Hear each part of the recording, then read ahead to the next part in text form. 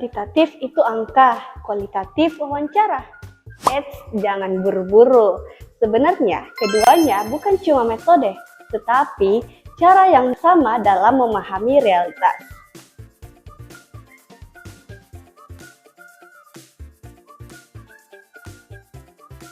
Halo Sobat Nalar, buat kamu yang lagi di fase skripsi, pasti sering dengar dua pendekatan ini, kuantitatif dan kualitatif.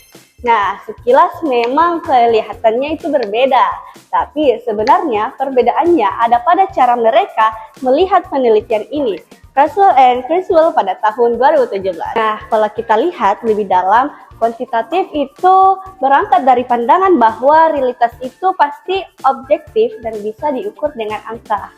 Nah, sementara itu, kualitatif melihat realitas sebagai sesuatu yang bisa berbeda tergantung dari pengalaman dan sudut pandang setiap orang. Jadi, dalam kuantitatif, data dikumpulkan dalam bentuk angka, lalu diolah dengan statistik untuk melihat hubungan atau menguji suatu hipotesis, pada tahun 2017.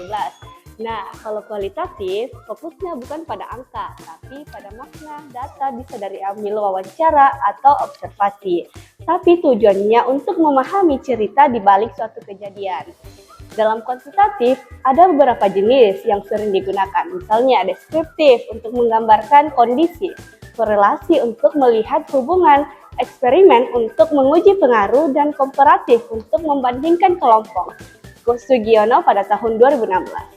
Nah, sementara itu di kualitatif ada fenomenologi yang berfokus pada pengalaman hidup, studi kasus yang mendalami satu kasus, grounded teori untuk membangun teori, etnografi untuk memahami budaya, dan naratif yang berfokus pada cerita individu. Criswell dan Cohn pada tahun 2016.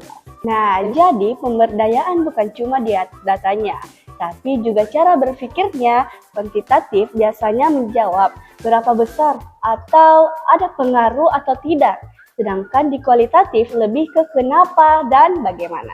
Nah, contohnya saat nilai siswa menurun, kuantitatif akan mengukur seberapa besar penurunnya dan mencari hubungannya dengan faktor lain.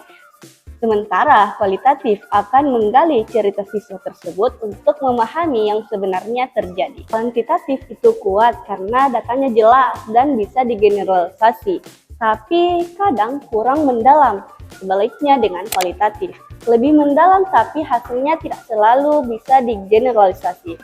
Feroz et al. Pada tahun 2017. Karena itu, sekarang banyak peneliti menggabungkan keduanya dalam mixed method supaya hasilnya lebih lengkap dan saling melengkapi. Criswell and Planocler pada tahun 2017. Nah, jadi intinya kuantitatif dan kualitatif bukan cuma soal angka atau wawancara, tapi dua cara berpikir dalam memahami penelitian. Nah teman-teman, sekarang kamu tim yang mana nih? Tim kuantitatif atau kualitatif? Tulis di kolom komentar ya, jangan lupa like and share. Saya Maya, sampai jumpa di video berikutnya.